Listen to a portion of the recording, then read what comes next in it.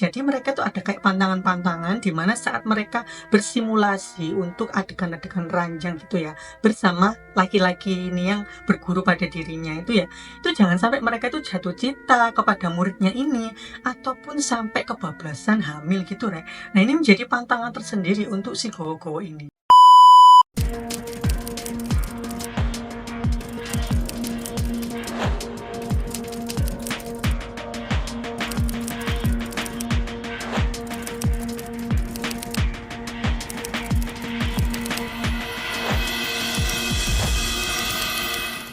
Halo Re, makasih banget buat kalian yang udah klik video ini ya Re ya. Aku Ovi Nazar, dan kali ini atau di video ini nih, kita akan bahas spesial masalah sejarah nih Re.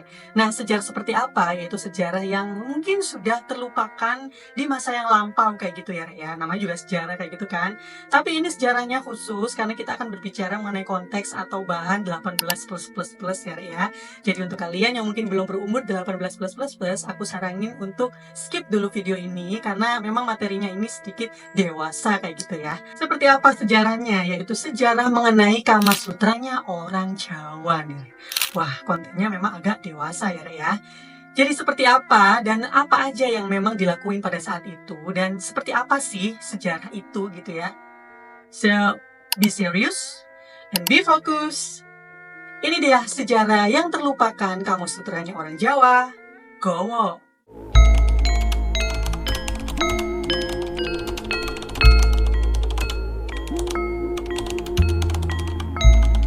Dahulu, di masa abad ke-14-15an ya, Rek ya. Jadi sekitar kurang lebih 1300 sampai 1500-an kayak gitu ya, Rek, Masehinya. Itu di Indonesia masih merupakan masyarakatnya itu berada di zaman kerajaan-kerajaan gitu, Rek. Jadi wilayah-wilayah Indonesia itu kayak dikuasai oleh kerajaan-kerajaan ya, kayak kerajaan Majapahit, Demak, dan lain sebagainya kayak gitu kan. Nah, saat itu pendidikan memang minim banget ya, Rek ya. Apapun. Jadi mulai dari pendidikan ilmu pengetahuan umum kayak gitu ya, ataupun sampai dengan pendidikan bagaimana membina suatu rumah tangga nih. Atau katakanlah kalau sekarang itu pendidikan pranikah kayak gitu ya. Kalau sekarang kan kelas-kelas pranikah itu udah banyak banget ya. Misalkan ada calon pasangan yang mau menikah kayak gitu kan, mereka bisa ngikutin kelas nih, mungkin beberapa hari kayak gitu kan, dimentori oleh seseorang yang ahli gitu ya, bagaimana cara berumah tangga, mendidik anak, dan lain sebagainya. Nah, pada saat itu karena saking minim pengetahuan di situ ya, aspek segala rumah tangga, mulai dari bagaimana mendidik anak, kemudian bagaimana cara mengelola manajemen keuangan dalam rumah tangga, sampai dengan pendidikan seks dalam rumah tangga atau dalam pernikahan nih, Re. Nah, untuk pendidikan seks dalam pernikahan ini, Re, pada zaman itu atau pada masa itu tuh memang diketahui sangat tabu ya, Re. Jadi kayak tabu banget buat dipelajari lah. Gimana sih, Re? Malu mungkin kayak gitulah ya kalau kita bahasanya. Tapi padahal kan pendidikan tersebut itu sangat penting dalam sebuah rumah tangga atau dalam sebuah pernikahan. Jadi akhirnya masyarakat yang memang menikah nih, Re, itu nggak seberapa tahu ya, Re, ya, bagaimana sih sebenarnya cara membina rumah tangga.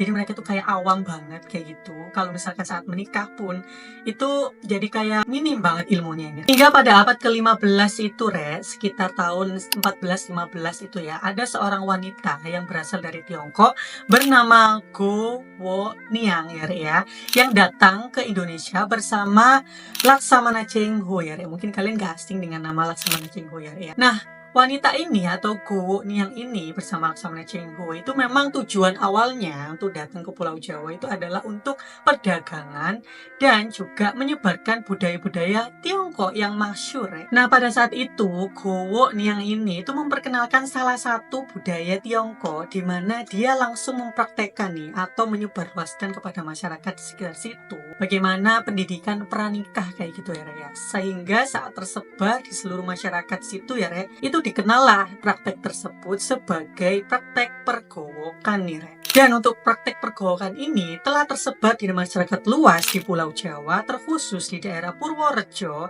dan juga Banyumas nih, Re. Nah, sebenarnya apa sih, Re, yang dinamakan pergowokan atau gowo itu sendiri? Sebenarnya gowo itu ya, Re, ya, berasal dari nama perempuan Tiongkok yang tadi itu, yaitu Go Wo Niang. Tapi kan namanya orang pribumi ya, orang Jawa, lidahnya itu susah banget menyebutkan nama orang asing gitu ya, Re. Jadi mereka akhirnya menyebutnya dengan mudah kayak Gowo, Gowo kayak gitu, Re. Nah, akhirnya penyebutan dari nama Gowo itu tadi tersebar di kalangan masyarakat luas nih, Re. Nah, pada zaman itu Rek, seperti yang sebelumnya tadi aku bilang tuh ya, bahwa memang ilmu pendidikan berumah tangga, baik pernikahan pada zaman itu ya, seluk-beluk pernikahan sampai dengan pendidikan seksnya itu sangat tabu ya. Bahkan untuk keluarga dan orang tua pun itu ya tabu mengajarkan ke anaknya yang mau nikah nih.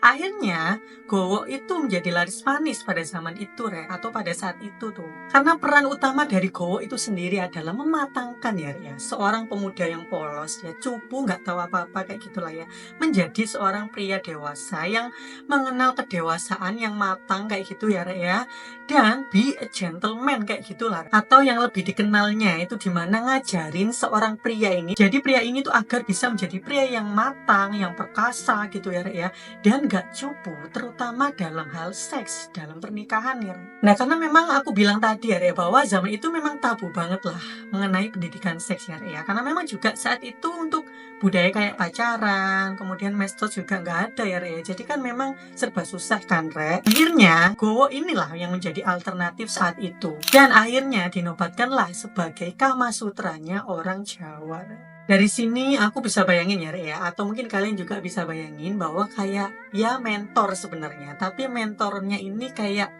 simulasinya beneran kayak gitu ya Rek. Biasanya kan mentor itu ya ngajarin berapa jam, berbagi sharing ilmu gitu kan, presentasi di depan kayak gitu toh kalau zaman kita lah ya. Tapi mungkin zaman itu tuh kayak bener-bener tinggal dalam satu rumah selama seminggu gitu ya, bener-bener simulasi jadi istrinya dan juga jadi menantu gitu kan.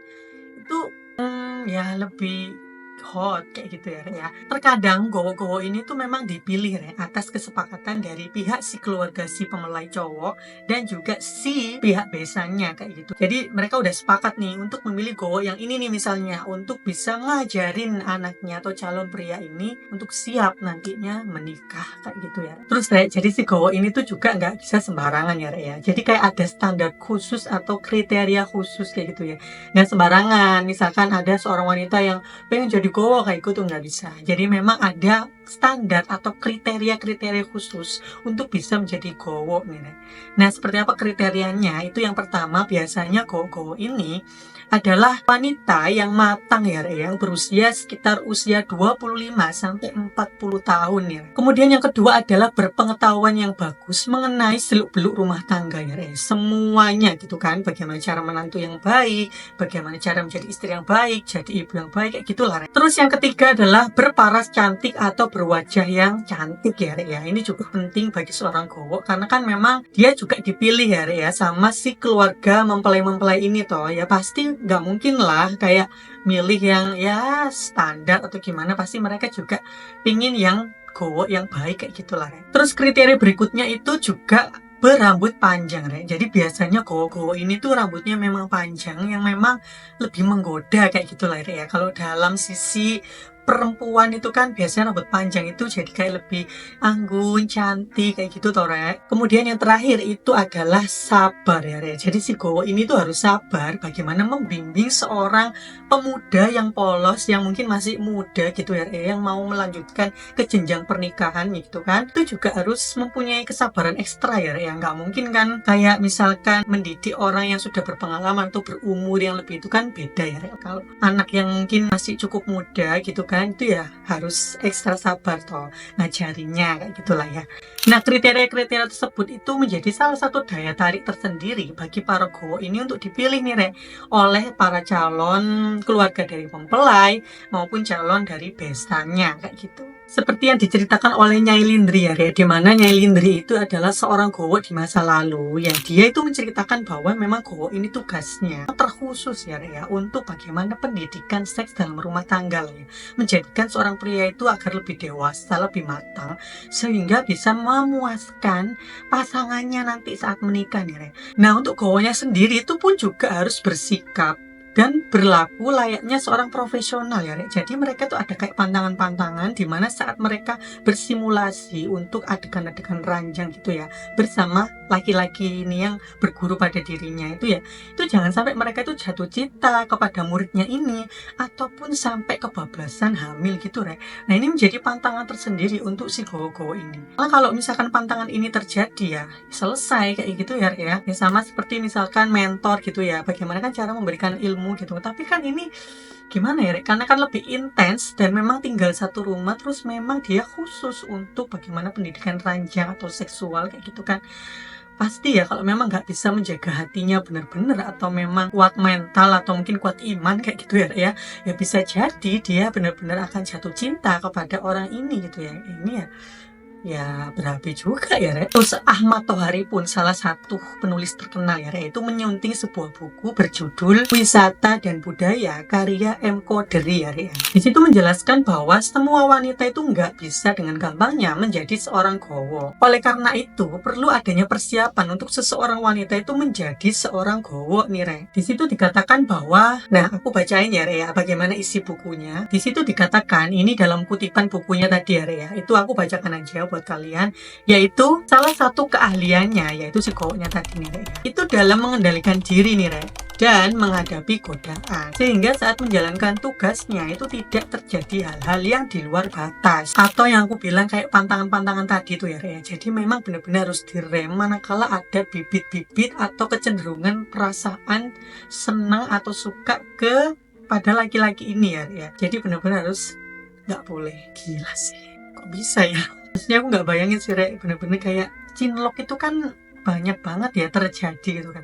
Nah ini tinggal seminggu serumah ngapain aja di situ, aktivitas lainnya seorang suami istri itu kayak gila banget sih. Kalau misalnya memang nggak sampai nggak cinta atau nggak suka sama orang ini gitu ya, itu pasti kayak keren sih mereka. Nah di situ juga disebutkan oleh Tohari bahwa seorang gowo itu juga akan mendapatkan gaji nih atau upah dari keluarga calon mempelai yang berguru padanya ya. Jadi nggak cuma-cuma lah ya, tapi memang ada imbalan tersendiri. Disebutkan bahwa gowo itu rata-rata upahnya ya, itu tergantung lah itu kisaran dari 0,25 sampai 0,35 gulden ya pada saat itu. Jadi bervariasi tergantung dari gowo itu sendiri. Kayak semakin wow gowonya atau mungkin semakin cantik, semakin bohai atau semakin pinter, berpengalaman dan lain sebagainya, itu mungkin ya makin mahal ya. Karena memang ada sumber yang menyatakan bahwa upah dari si gowo ini tuh sama persis dengan bagaimana mahar yang akan diberikan pihak laki-laki kepada calon mempelai pihak perempuan ya. Jadi kayak memang tinggi banget gitu ya kalau misalkan memang gowonya ini gowo yang spesial kayak gitu. Dan memang biasanya orang tua yang nitipin anaknya ini untuk belajar pada gowo sebelum nikah nih. Memang keluarga ya bukan keluarga yang biasa sih. Mereka itu biasanya keluarga yang memang terpandang ya, yang kaya, yang berkecukupan gitu lah. Sehingga memang mampu untuk menggaji dan memberi upah kepada si gowo ini. Tapi memang gak sedikit juga ada beberapa keluarga yang nitipin anaknya tapi mereka gak seberapa kaya atau gak seberapa mampu gitu ya. Jadi akhirnya membayarnya itu dengan sembako gitu ya. Tapi memang ada beberapa keluarga yang memang gak seberapa kaya atau gak seberapa mapan gitu ya, yang menitipkan anaknya ke gowo ini untuk berguru gitu kan. Dan mereka memberikan sembako ya, kayak beras, kelapa, kayak gitulah sebagai ucapan terima kasih. Tapi memang ya itu tadi ya, kalau memang gowonya itu standarnya udah high gitu kan, pasti ya aku rasa nggak mau sih kalau dengan upah seperti itu ya. Kalau memang gowonya ya standar kayak gitu ya, atau nggak seberapa wow kayak gitu ya, mungkin masih bisa lah dinego-nego untuk imbalan seperti itu ya. Menarik. Nah, oleh karena gowo ini memang diberi upah ya, dan upahnya juga nggak sedikit ya, maka dari itu gowo ini juga nggak bisa bertindak seenaknya gitu kan, semaunya sendiri nggak bisa.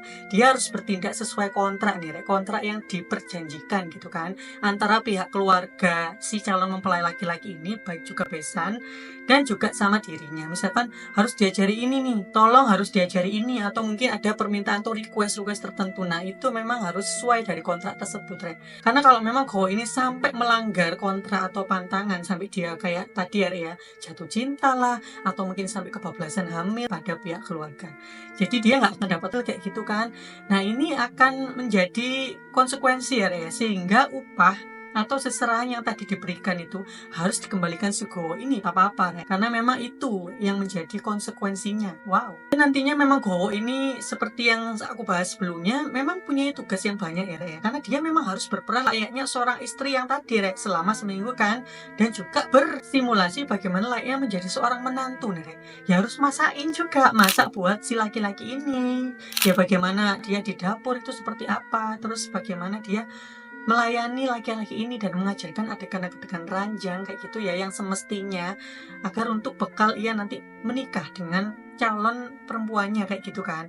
Jadi ya bener-bener ya itu tadi lah Rek, kayak lebih dari mentor ya, lebih intimate kayak gitu ya, karena memang tinggal dalam satu tempat dalam satu waktu yang lumayan gitu kan. Terus Rek, akhirnya kalau setelah dilakukan kursus itu tadi ya Rek, ya, nanti si Gowo ini akan melaporkan nih ke pihak keluarga dari si laki-laki ini bagaimana dia itu sudah berhasil atau gimana, lulus apa enggak, dan dia akan mengecap kayak yes ini verify kayak gitu ya untuk menikah. Barulah si pihak keluarga ini akan mengadakan pesta pernikahan dari anak laki-lakinya ini Rek. Itu ya. Lah kalau misalkan nggak verify gimana terusan? Nggak lulus, ngulang lagi dong. Entahlah. Kemudian untuk pergolakan sendiri ini Rek, memang sudah ditinggalkan, kayak sudah lenyap gitu ya, dilupakan, dan memang nggak dipakai lagi atau nggak populer lagi. Itu sekitar tahun 1960-an lah. Kalau segitu berarti kan setelah Indonesia merdeka ya Rek, kayaknya lebih dikit gitu ya. Itu masih ada loh ternyata. Nah, karena memang hal itu memang nggak sesuai dengan norma atau karena memang vulgar kayak gitu ya Rek ya. Jadi nggak pantas lah atau dianggap menyimpang akhirnya, dan itu menjadi sebuah hal atau sebuah tindakan yang memang dilupakan dan tidak dilanjutkan gitu kan untuk generasi berikutnya. Kemudian untuk praktek pergowokan sendiri nih Rek, itu bagaimana sih menurut kalian kalau misalkan praktek ini masih ada di zaman kita sekarang nih, saat ini? Nah itu kalian setuju apa enggak nih? Kalian bisa jelasin di kolom komentar ya di bawah. Dan itu dia ya Rek, sejarah bagaimana pergowokan itu pernah ada loh di tanah Jawa di Indonesia ini. Dan nanti juga di awal Juni ini akan ada film karya Bang Hanung Bramantyo ya, yang akan membahas mengenai gowo nih. Jadi kalian mungkin bisa lihat atau saksikan di bioskop-bioskop kesayangan kalian gitu ya, biar kalian tahu nih gowo versi difilmkan kayak gimana. Jadi realnya seperti apa nih, nah kayak gitu ya. Oke Rek, itu aja mungkin dari aku ya Rek ya, untuk bahas masalah pergowokan kali ini. Tentu saja ini akan menjadi pro kontra yang luar biasa ya Rek ya. Misalkan kok praktik ini masih ada di masa ini, tapi kan ini sudah terlupakan ya Rek ya, sudah nggak ada lagi. Dan memang ini adalah menjadi kayak sebuah sejarah gitu kan, yang mungkin bisa kalian ketahui atau kita ketahui sama-sama bahwa ini loh pernah ada di tanah Jawa Indonesia kita kayak gitu. Aku nggak berhenti-berhentinya buat kalian ngingetin lagi, buat kalian yang mungkin punya kisah-kisah atau mungkin tragedi atau kisah horor yang dialami kalian sendiri atau mungkin sekitar kalian ya teman, keluarga dan lain sebagainya. Kalian bisa loh untuk kirim kisah-kisah itu di email aku yang ini nih. Nah nanti untuk kalian yang mungkin emailnya aku pilih, akan aku kasih gift sebagai ucapan terima kasih aku karena kalian udah ngirim dan berpartisipasi untuk bisa share kisahnya ke channel aku ya Rek ya. Oke Rek, aku minta maaf banget buat kalian ya Rek ya, kalau misalkan aku punya kekurangan atau kesalahan dalam pembahasan kali ini. So kalian bisa tambahin di kolom komentar, jadi jangan hujat aku ya Rek ya. Terima kasih, nanti kita akan ketemu lagi di video yang lebih menarik lagi. So bye!